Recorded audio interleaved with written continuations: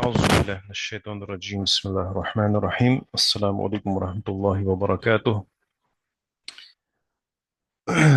आज से हम इंशाल्लाह स्टार्ट करेंगे बुक रिव्यू। हालांकि बुक रिव्यू नहीं होगा, इट विल सिंपली बी कि हम ना देखेंगे कि बुक्स के अंदर कंटेंट क्या है। बिकॉज मैं मतलब मेरा इतना ये नहीं कि मुझे नहीं पता बुक रिव्यू करते कैसे हैं, बट वो है कि कंटेंट, इसका कंटेंट क्या है बुक्स का, डिफरेंट बुक्स का, ठीक है। और आज की जो हमें बुक है, सबसे पहले हम जिस बुक को देख रहे हैं उस बुक का नाम है द बर्नआउट सोसाइटी। और ये जो बुक लिखी है, इन साहिब का नाम है ब्यून चुल हैन। ये साहिब जो है ये साउथ कोरियन है, लेकिन अभी वेस्ट में रहते हैं, जर्मनी में। और अब वहीं के सिटीजन है ये। ठीक है, अब पहला क्वेश्चन ये कि पहले ही ये बुक हम क्यों पढ़ रहे हैं, ये बुक हम क्यों पढ़ रहे हैं, ठीक है, why, what's the reason behind this, एक ये। और हम जैसे कॉन्सेप्ट होता है ना कि जो भी हमारी दीनियात की किताबें हैं, ठीक है, मजहबी बुक्स हैं, सो हम सबसे पहले हमें उनको पढ़ना चाहिए। उसके बाद हमें देखने चाहिए कि बाकी लोग क्या कहते हैं। भी एक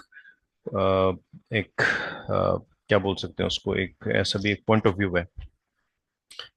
तो इन सारे क्वेश्चंस के आंसर मैं दे दूंगा आपको। और इसके अलावा भी जैसे book reading as a whole, book reading का जो कॉन्सेप्ट है वो अभी खत्म हो रहा है हमारे इस जदीद जमाने में।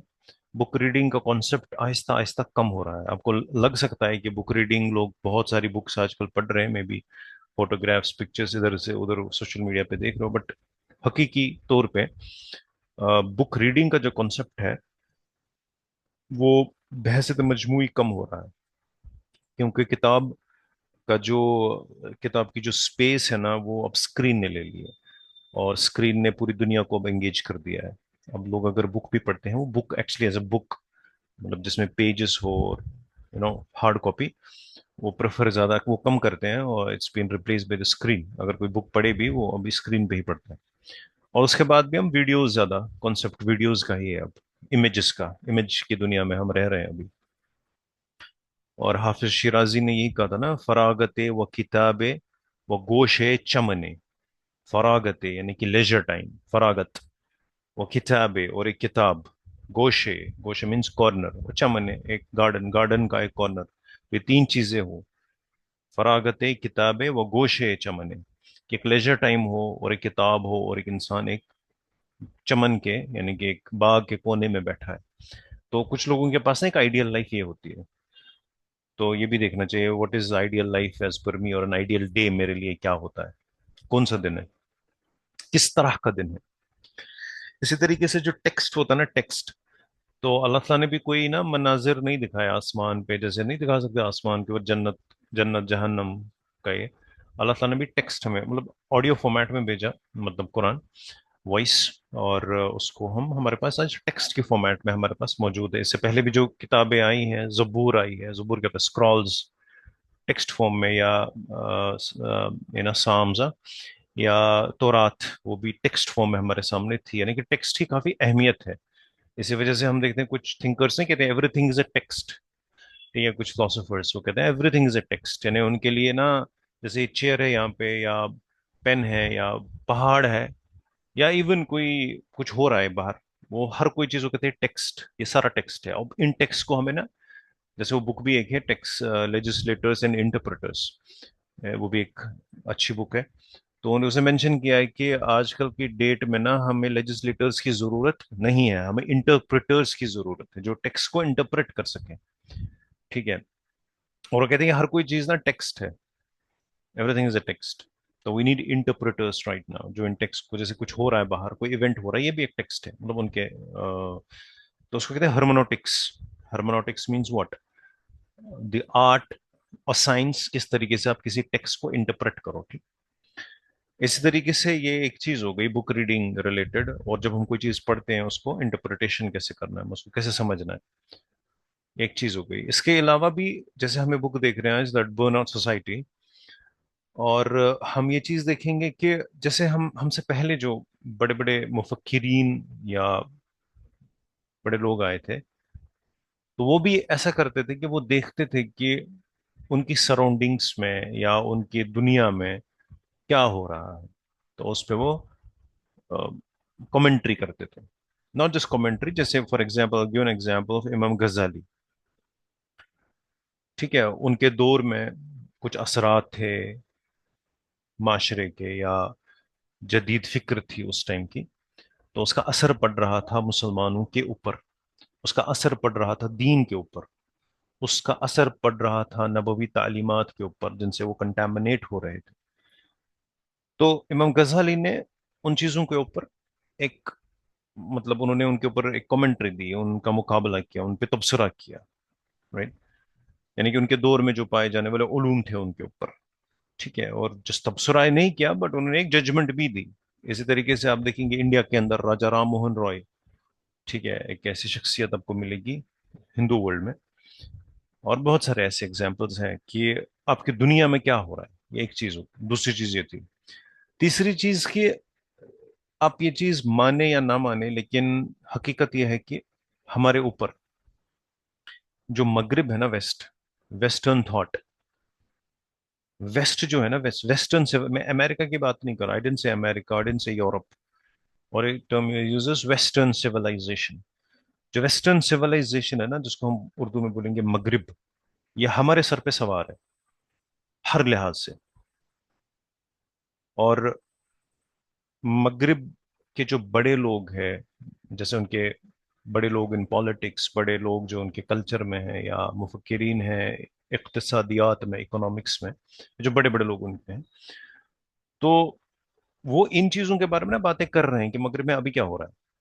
They talk about it. और या वो क्या भुगत रहे हैं। ठीक है, ये सब भुगतने के बाद वो अब किसी नतीजे पे पहुंचे हैं। ठीक है, तो अगर हमें कोई वहां का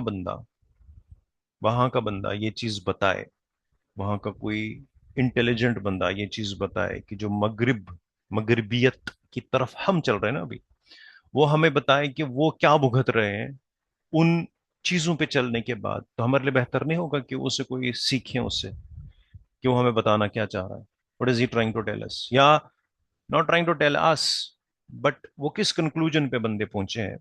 वो मगरबियत और वेस्टर्न सिविलाइजेशन आज किस दौर से गुजर रही है, तो हम भी उसी दो राह पे चल रहे हैं ना। हम थोड़ा पीछे हैं अभी, हमारे ऊपर पूरी मगरबियत सवार नहीं है, बट हम उसी दौर पे चल रहे हैं। तो हमारे लिए क्या अच्छा नहीं है कि हम जो जहां पे हम 30 40 50 साल बाद हमारा माशरा पहुंचेगा। अब ये भी है कि इनके यहाँ ना आपको ये चीज मिलेगी कि ये जो वहाँ के राइटर्स वगैरह होते हैं ना, तो वो सोसाइटी के ऊपर कमेंट्री करते हैं। They do commentate on the society, not just man individual पे ही नहीं, बट सोसाइटी के ऊपर भी है। तो उनके उनके राइटिंग्स में ना, उनकी बुक्स वगैरह में आपको दिखेगा सोसाइटी के ऊपर उनका तबसरा। इसी तरीके से बुक है द बर्न आउट सोसाइटी, एक थका हुआ समाज। तो ये भी उसी के ऊपर है कि सोसाइटी जो वेस्टर्न वेस्टर्न सोसाइटी थी, नियो लिबरल सोसाइटी थी, वो आज कहाँ पे खड़ी है, तो उसके ऊपर ये पूरा तबसरा है इनका। ठीक है, और ये बहुत बड़े मुफक्किर हैं, एज अ बिग थिंकर। यानी कि अगर हम इसे कुछ सीखें, जो ये बोलना चाह रहा है इस बुक में, हमें ये नहीं कि हमें हर किसी चीज से अग्री करना है या ऐसा कुछ, हमें बस देखना है बंदा बोलना क्या चाह रहा है, what is he trying to say about the, जहां पे आज वेस्टर्न सिविलाइजेशन या वेस्टर्न सोसाइटी जहां पे आज खड़ी है, जहां पे हम 40 50 साल बाद खड़े होंगे, तो हमारे लिए बेहतर है कि हम उसको समझ लें। ठीक है, क्योंकि उस सोसाइटी का कोई समझदार इंसान हमें कुछ बता रहा है ना, तो हमारे लिए अच्छा है कि उसको हम इससे कुछ सीख सकें। फारसी का एक शेर है, दाना कुनद कुनद नादा, बादज खराबिये बिसियार। ये जो चीज एक दाना शख्स करता है ना, वो एक नादां शख्स को भी करनी पड़ती है, लेकिन खराबी के बाद, खराबी या बिसियार के बाद। ठीक है, तो एक होता है वो फोर साइट, एक होता है हाइंड साइट। फोर साइट और हाइंड साइट, ठीक है, वही बात आ गई। तो यहां पे क्या है कि wisdom delayed is the wisdom wasted. ठीक है, तो उसके पास अगर विजडम है, तो उस विजडम से हम कुछ फायदा तो ले लें। और ये जो लोग होते हैं ना, जैसे ये ब्यून चुल हैन है, ठीक है, ये कोई इससे वो बोर भी बहुत सारी बुक्स लिखी है, साइकोपॉलिटिक्स और बाकी बाकी। तो वो भी, और इसकी बुक्स के अंदर एक चीज है इसकी राइटिंग के अंदर, कि इसकी बुक्स वो लंबी ना, बड़ी बड़ी बुक्स नहीं होती, 1000 पेज 800 पेज जो इंसान पढ़ नहीं सकता। अगर आप ये बुक देखें कि द बर्नआउट सोसाइटी, ये इसका कंटेंट है, ये इसके चैप्टर्स हैं। ठीक है, 8 चैप्टर्स है इसके, और you see notes footnotes page number 53 से स्टार्ट होते हैं, यानी कि 50 पेज ही हैं टोटल इस बुक के अंदर। 8 चैप्टर्स और 50 पेजों में कितना होगा, उन्होंने एवरेज 7-8 पेज ही हो गए ना, यानी कि एक चैप्टर के। यानी कि ये इंसान ये बुक ना एक दिन में फिनिश कर आराम से, कुछ घंटे में पढ़ के थोड़ा सा, ये आराम से इंसान कंप्लीट कर सकता है। तो ये भी रीजन है, ये कोई वो बड़ी जिसको ना दखीम किताब, थिक बुक नहीं है ये थोड़ी सी, लेकिन इनकी राइटिंग जो है ना, इनका एक एक सेंटेंस ना डेंस है, इनकी राइटिंग डेंस है, यानी कि एक एक सेंटेंस के अंदर एक एक चैप्टर छुपा है। वो है इनके पीछे कहानी। लेकिन अगर इंसान पढ़े ना मजमूई तौर पे, मुख्तसर बुक है ये, and you can easily complete it. और इसका पीडीएफ ऑनलाइन भी आपको मिल जाएगा, अगर बुक भी परचेज करनी हो you can do that, PDF भी मिलता है। पीडीएफ, अब इसकी बुक ना 700-800 रुपए की है, ठीक है, 50-60 के पेज है ये, तो इसको आराम से इंसान प्रिंट आउट कर सकता है। 50-60 रुपए में आपका ये प्रिंट आउट बुक अवेलेबल हो जाएगी आपके पास, डाउनलोड करके प्रिंट करके, if you want it that way. बाकी पीडीएफ भी है इंसान के पास, तो ये सारे चीजें हैं यहाँ पे, ठीक है। एक ये चीज होगी। इसके अलावा ये जो लोग होते हैं ना, जैसे ये है ब्योन चुन हैन, ब्योन शुल हैन, ठीक है, ऐसे लोग जो होते हैं, ये जैसे हम नहीं कहते आज की डेट में हमारे लिए, हमारे हमारे नजदीक इन्फ्लुएंसर लोग कौन होते हैं, हम कहते हैं जो टिकटॉक पे हो, फेसबुक पे हो, या जिनका सोशल मीडिया अकाउंट हो, हम उनको इन्फ्लुएंसर बोलते हैं, बिकॉज वही इन्फ्लुएंस करते हैं ना। वो कौन होते हैं, वो कोई मीम बनाने वाले, ठीक है, कोई फुटबॉल खेलने वाला रोनाल्डो, गाना बजाने वाली शकीरा, यही तो हमारे नजदीक इन्फ्लुएंसर बन गए ना, बिकॉज इनकी फॉलोइंग होती है, इन्होंने एक प्रोडक्ट बनाया तो लोग उसी के पीछे, ठीक है, वो भेड़ बकरियों की तरह चल रहे हैं, फॉलोइंग कर रहे हैं फॉलोइंग, और फिर ये बन जाती है इन्फ्लुएंसर। लेकिन दोज हु मैटर, और ये 95% दुनिया की जो आबादी इन लोगों को इन्फ्लुएंसर समझती है, लेकिन दोज हु मैटर, इस दुनिया की जो पॉलिसी बनाने वाले लोग हैं ना, इस दुनिया में पॉलिसी मेकर्स है, उनको पता है कि इन्फ्लुएंसर कौन है, तो उनको पता है कि इस दुनिया का जो एक्चुअल इन्फ्लुएंसर है ना, वो कौन है। वो कोई थिंकर है, वो फिलोसोफर है, वो सोशल साइंटिस्ट है, आज की डेट में भी उनको पता है वो 5% ही है, और इस दुनिया की पॉलिसी मेकिंग वो करते हैं, यानी कि उनके नजदीक जो इन्फ्लुएंसर है वो सोशल साइंटिस्ट्स है, वो थिंकर्स हैं, आजकल के थिंकर, वो एक्चुअली इन्फ्लुएंसर है उनके नजदीक, वो उनको लाते हैं पूरी दुनिया से, वो उस टैलेंट को निकाल के वो अपने पास रखते हैं। अब देखो मुस्लिम्स के अंदर आपने सुना होगा, फरीद जकरिया या वली रजा नसर, ठीक है, हंटिंगटन, कौन है, कौन लोग हैं, ये सारे इन्फ्लुएंसर है, हकीकी इन्फ्लुएंसर, जो इन्फ्लुएंस करते पब्लिक पॉलिसीज को, आपकी सोच को, ठीक है। अ, ये जो इसी तरीके से ये ब्यून चुल हैन, ठीक है, ये भी एक बहुत बड़ा थिंकर है, ठीक है। और इसी तरीके से आपको आज की डेट में मिलेगा चार्ल्स टेलर, उनकी बुक्स में मैकेंटायर, इस तरह के बहुत सारे जो ना मॉडर्न, जिनको हम कहेंगे थिंकर्स या influencers, I can tell them these are the influencers, these people, ठीक है। इसी के अलावा अभी जो बुक है, इस बुक को हम फर्दर देखते हैं पहले चैप्टर्स को। तो ये बुक स्टार्ट होती है न्यूरल पावर से।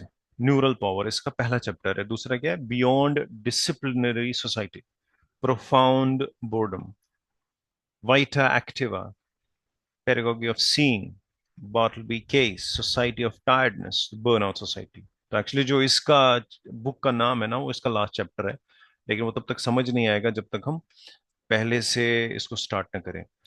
और इनकी जो बुक है ना, ये पहला चैप्टर द न्यूरल पावर, ये अपना स्टार्ट ही करते हैं अपना चैप्टर किससे, इम्यूनोलॉजी से। अभी पहला चैप्टर ना इसका काफी प्रोफाउंड है, जो मैंने पहला चैप्टर पढ़ा था ना, मैं इससे मुझे कैप्टिवेट कर दिया था। तो कहीं ना कहीं एक चीज थी जिसने मुझे इस बुक के साथ कनेक्ट कर दिया, वो उसका पहला चैप्टर एक्चुअली था, ठीक है। और एक्चुअली ना, immunology, what is he trying to say, immunology. अच्छा, इसमें वो कहना चाहते हैं कि अब start he starts with saying every age has its signature afflictions, thus a bacterial age existed at the latest, it ended with the discovery of antibiotics. Despite widespread fear of an influenza epidemic, we are not living in a viral age. Thanks to immunological technology, we have hardly left it behind. अच्छा, ये start करते हैं इससे पहले ना immunology से। What is he trying to say? कहते हैं कि एक जमाना था वहां पे क्या था, बाहर का इन्फेक्शन होता था, खारिज से एक अटैक आता था आपके ऊपर, या तो बैक्टीरिया होता था या वायरस होता था, या बाहर का था, ठीक है। और इसके बाद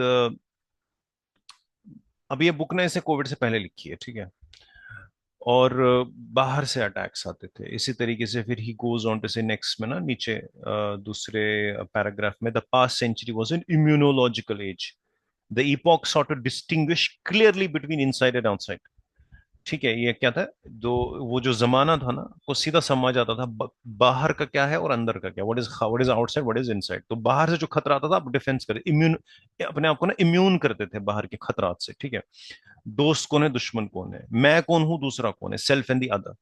इसी तरीके से था कोल्ड वॉर जो भी था ना, रशिया और ये जो यूएसएसआर यूएसए के बीच में जो कोल्ड वॉर चल रही थी कम्युनिज्म कैपिटलिज्म की, also followed an immunological pattern. Indeed, the immunological paradigm of the last century was commanded by vocabulary of the Cold War and altogether military disposal, attack, defense. तो कहता था कि पहले हम ना, पहले जमाने में क्या था कि हमारे ये डिस्टिंक्शन थी कि दूसरा कौन है और मैं कौन। बैक्टीरिया है बाहर से, वायरस है, डिजीजेस है, ये हम कहते हैं बाहर से अटैक्स आ गया। कोल्ड वॉर, दुश्मन बाहर से आ गया, ठीक है। रशिया हमारा दुश्मन है, यूएस, मैंने था ना वेस्ट का बंदा है, तो वो हमारा, हमारी वोकेबलरी भी इसके बारे में क्लियर थी, इन चीजों के बारे में। उसके बाद ये साहब लिखते हैं कि अच्छा, पहले उस पहले चैप्टर, वो जो पहली पैराग्राफ है उसका लास्ट लाइन देख लो अब, the object of immune defence is the foreign as such, even if it has no hostile intentions, even if it poses no danger, it is eliminated on the basis of otherness। अगर वो आपके लिए खतरा भी नहीं है लेकिन otherness के बेसिस पे आप उसको एलिमिनेट करते हो, जो खतरा बाहर से, खतरा भी नहीं है बिकॉज वो अदर है, आप उसको क्या कर रहे हो, आप उसके अगेंस्ट अपने आप को इम्यून करते हो। तो इसी तरीके से वो बाद में मेंशन करता है कि अभी जो है ना, अभी अभी जो खतरा है, इस मॉडर्न एज ने हमें क्या कर दिया, इसने ये अदरनेस को कॉन्सेप्ट कर दिया ना, उसने इंसान को ही अदर कर दिया, ठीक है। उसने इंसान को ही अदर कर दिया। पहले क्या होता था कि कुछ खारिज से थ्रेट आ रही है, आपको क्या करना है, अपने आप को इम्यूनिटी फराहम करनी है इसके अगेंस्ट, ठीक है। तो हम क्या करेंगे, अपने आप को आइसोलेट करेंगे, हम क्या करेंगे, अपने आप को इंसुलेट करेंगे। अभी जो कॉन्सेप्ट आ गया ना quarantine, obviously quarantine word use नहीं हुआ यहाँ पे बिकॉज कोविड से पहले ना, तो क्वारंटीन करोगे आप अपने आप को, ठीक है। हाँ, अब कहते हैं कि अब ऐसा नहीं है, अब वो मामला खत्म हो गया, क्योंकि अब इसमें जो मेन कैटेगरी थी ना अभी तक, वो थी अदर की अभी तक, लेकिन अब जो है वो मैं हूं, ठीक है। मेरी आइडेंटिटी है और कोई अदर अब नहीं है जो मेरी जात में इंक्लूड करे, ठीक है। या मेरा जो एक सोशल सेल्फ है ना, ऐसा कोई नहीं है जो मेरे सोशल सेल्फ में इंक्लूड करे, ठीक है। अब मुझे जो बचना है, वो किससे बचना है फिर? ये अब मॉडर्न, ये जो सोसाइटी और मॉडर्न दुनिया में जो हम रह रहे हैं ना, वो कहते हैं कि अब वो प्रॉब्लम नहीं रहा, अदर वाला प्रॉब्लम नहीं रहा, अब प्रॉब्लम जो रहा है वो सेल्फ का रहा है, वो अपना रहा है। अदर में क्या था, एक डिफरेंस का पहलू था, ठीक है। अदर में क्या होता था, डिफरेंस का पहलू। अब क्या है, प्रॉब्लम सिमिलैरिटी की है, सेमनेस की है। ये पहली बात वो बोलते हैं, यहाँ पे मेंशन कर रहे हैं इन पेज के अंदर, इफ यू रीड इट, ठीक है।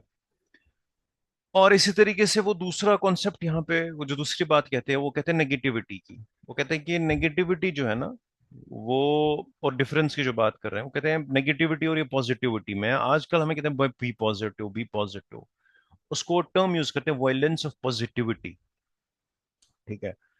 वो कहते हैं कि आजकल की दुनिया में अब ये हम ना, ये हमें वहां पे उनके अंदर भी, मोटिवेशनल स्पीकर्स के अंदर भी ये चीज हमें दिखती है आजकल, एक्चुअली उसका क्रिटिक कर रहे हैं, ठीक है। तो कहते हैं कि आजकल जो ये जो ना पॉजिटिव रहो, वो उसको कहते हैं टिरनी है इसकी, टिरनी ऑफ पॉजिटिविटी। तो निगेटिविटी को ज्यादा ही निगेटिव कर दिया। वो कहते हैं कि पेसिमिज्म जो है ना, उसको भी स्टिग्मेटाइज किया आप लोगों ने, आज का आप लोगों ने क्या मतलब, हमारी जदीद तहजीब ने। और पेसिमिज्म भी एक मूड ऑफ लाइफ है, तो इसको क्या इतना गंदा इसको कर दिया। नहीं भाई, आप ना पेसिमिज्म फैला रहे हो, पॉजिटिव रहो हमेशा, बिला वजह का एक जबर कर दिया। हर हर वक्त ये ना स्माइल करो, स्माइल करो, एक जाली मुस्कुराहट अपने चेहरे पे रखो, ठीक है।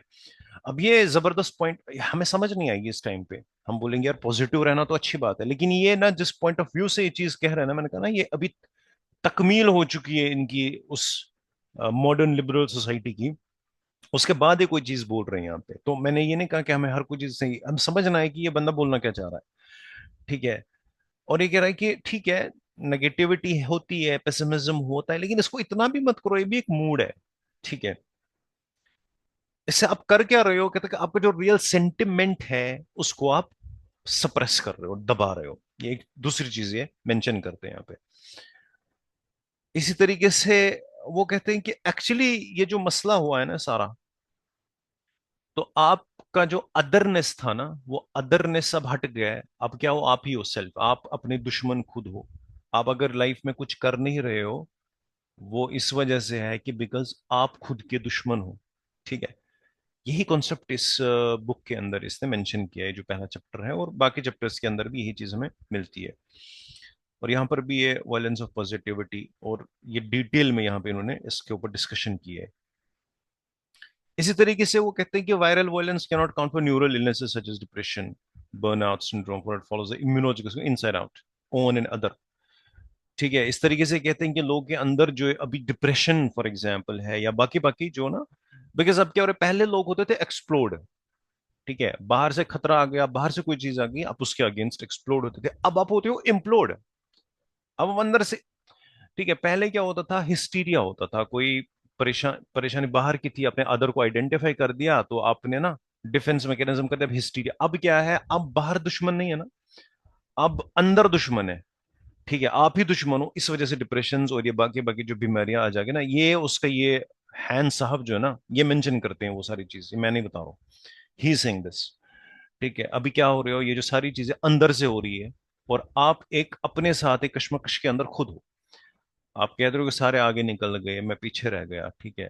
अभी कहते हैं कि अदर है नहीं, अदर नहीं रहा, तो जो मिशेल फोकू का कॉन्सेप्ट था ना, पैनोप्टिकॉन का, तो एक पावरफुल मेटाफर उसने यूज किया था मॉडर्न सिस्टम्स के बारे में। उनकी बुक है discipline and punish, the birth of prison. Panopticon actually concept है जेरेमी बेंथम का, लेकिन मिशेल फोकू ने भी इसको यूज किया है। तो इवन ये जो हैन है, इन्होंने एक दूसरी बुक में से को पॉलिटिक्स का जो चैप्टर एक है, एक्सप्लॉइटेशन एंड फ्रीडम, तो उसे उसमें मेंशन किया कि लोगों लोगों ने पहले दबाया जाता था, दबाया, ठीक है, जिसको हम कहते हैं सब्जुगेशन। लेकिन अब क्या है, एक इंटरनल लिमिटेशन है, ठीक है। इसने किस चीज की शक्ल इख्तियार की, कंपल्सिव अचीवमेंट की। तो अब एक डिसिप्लिनरी अपैरेटस के अंदर आप हो, ये कहना ये चाहते हैं कि अभी जो ये इस वजह से है कि बिकॉज आपके ऊपर जो सिस्टम की एक छत है ना, उसने ये चीजें क्रिएट कर दी है। तो आपको दुश्मन एक सिस्टम नहीं लग रहा, आपका ये जो कैपिटलिस्टिक लिबरल सिस्टम, जिसने एक जबर की बेसिस पे आप जिस सिस्टम के आप अंदर रह रहे हो, आपका वो दुश्मन अब नहीं रहा। इस सिस्टम ने आपको बताया आप अपने दुश्मन खुद हो। ये इसका खुलासा है जो ना इन चैप्टर्स में मेंशन करता है। तो वही था ना पैनोप्टिकॉन, वो सर्वेलेंस सिस्टम। वो कहता है कि मॉडर्न सिस्टम जो है ना, मॉडर्न सिस्टम्स जो है, ये आपको सप्रेस नहीं करते, रिप्रेस नहीं करते, ये आपको सेड्यूस करते हैं, ठीक है। वो अभी हम देखेंगे आगे जिसमें मेंशन करें। तो यही कह रहे हैं कि हमें ना लगा कि हम आजाद हो गए, मॉडर्न स्टेट ने हमें आजादी दे दी है ना, हम एक फ्री एनवायरनमेंट में रह रहे हैं। लेकिन यही चीज इसने मेंशन कर दी कि जैसे जो इकबाल ने भी कही ना, हजारा बंद दर आजादी ऊस्त, हजार चेन लगे हैं इनके ऊपर, there are thousands of chains in the name of freedom, ठीक है। हमें लगता है कि पहले क्या था, जो डिसिप्लिनरी अपैरेटस था ना, डिसिप्लिनरी अपैरेटस, तो ये पहले मजहब के हाथ में था, ये आपको डिसिप्लिन करता था, मॉरलिटी के बारे में, ये मत करो वो मत करो, ठीक है। ये डिस डूज एंड डोंट्स, जैसे दाउ शल नॉट किल, ये मजहब के हाथ में था, डिसिप्लिनरी अपरेटस। अब ये जो डिसिप्लिनरी अपरेटस है ना, अब ये रियासत के हाथ में, स्टेट के हाथ में, ठीक है। ये मेंशन कर, no longer focus world of hospitals, man house, prisons, barracks, it has been replaced by another regime, namely society of fitness studios, towers, banks, airport, shopping malls. आपको लगता है ना, मैं चाहता हूं ये खरीदना, कंज्यूमरिज्म, ये एक्चुअली आप नहीं चाहते हो, आपको सिस्टम ने ऐसे प्रोग्राम किया है कि आपको लगता है ये मेरी चाहत है।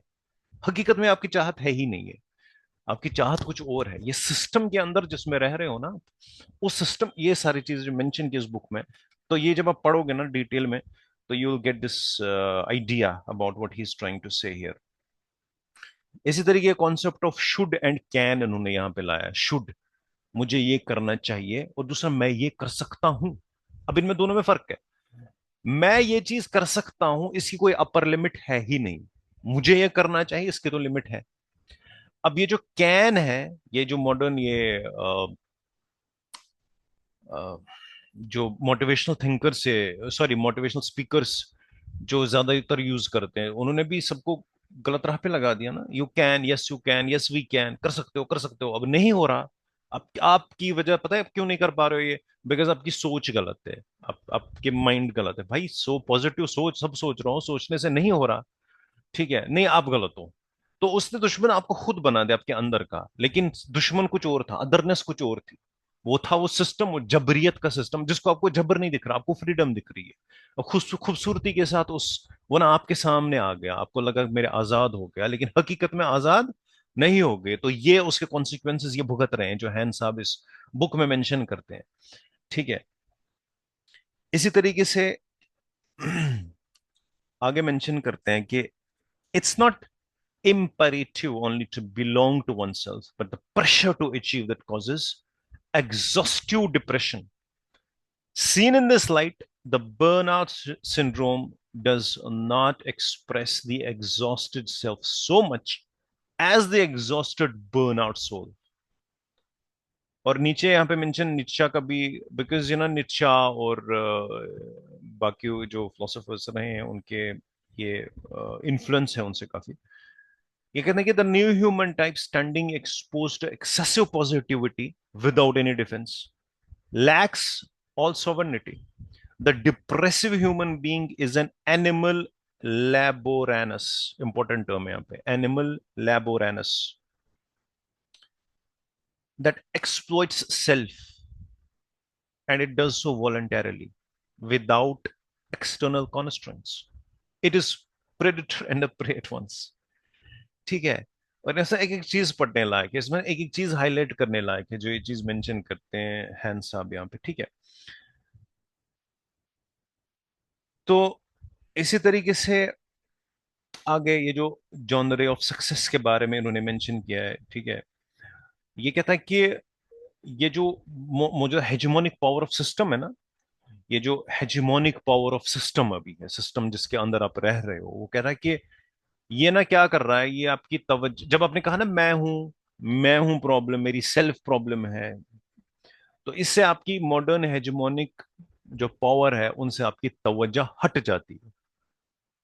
ठीक है। तो आपने ये सुना होगा ना, ये quote, if you are born poor no problem, but if you die poor there is a problem. ठीक है। मतलब क्या, यू आप ही इडियट हो ना, आपके पास अपॉर्चुनिटी थी, आपने वेस्ट कर दी। तो हकीकत में वो कहता है कि इस चीज के अंदर आपका जो अटेंशन है ना, वो फोकस जो है, वो कैपिटलिस्टिक जुल्म, मैं इसको ना इंटरप्रेट कर रहा हूं ऐसे। ठीक है। कैपिटलिस्टिक टिरनी ऑफ कैपिटलिज्म जो है, कैपिटलिस्टिक सिस्टम का जो जुल्म है, ठीक है, या लिबरल ऑर्डर का जो जुल्म है, या टेक्नो साइंस का जो जुल्म है, आपकी उससे तवज्जो हट के किधर की तरफ तवज्जो गई? आपके खुद की सेल्फ की तरफ। भाई मैं प्रॉब्लम हूं, मैं अगर नहीं कमा पा रहा हूं ना, मेरे अंदर प्रॉब्लम है। तो आपकी तवज्जो उससे हट गई जो सिस्टम के अंदर आप थे। ठीक है, जिसने आपको एक लेवल प्लेइंग फील्ड नहीं मिला आपको। अब ये मोटिवेशन स्पीकर हमें ये चीज बताएंगे रोज। ठीक है। फिर यूज करेंगे रूमी को, फिर अल्लामा इकबाल को, वो भी सिस्टम का ही हिस्सा है ना। और फिर कहीं की बात उधर, कहीं की बात उधर। ठीक है। और उसका मीडिया एक्चुअली होता है ना, इसका जो है ना, फोर्थ पिलर ऑफ डेमोक्रेसी। तो आपकी जो फाइट है ना, आपको जो गुस्सा है, वो जो गुस्सा है वो आपके अगेंस्ट है अब। ठीक है। बिकॉज आप क्या हो? अपने कॉम्पिटिटर आप खुद हो, या मॉडर्न सिस्टम ने आपका खुद को कॉम्पिटिटर बनाया। ये हैंस साहब कहते हैं यहाँ पे। ठीक है। और इसी तरीके से बाकी के चैप्टर्स में वो है ना, the complaint of depressive individual, nothing is impossible can only occur in a society that thinks nothing is impossible, no longer being able to be able leads to destructive self reproach and auto aggression. This achievement subject finds itself fighting with itself. The depressive has been wounded by internalized war. Depression is the sickness of a society that suffers from excessive positivity. It reflects a humanity waging war on itself. ठीक है, तो ये इसके दो chapters में अभी तक इन्होंने मेंशन कर दिया। उसके बाद प्रोफाउंड बोर्डम वो हम बाद में देखेंगे इंशाल्लाह।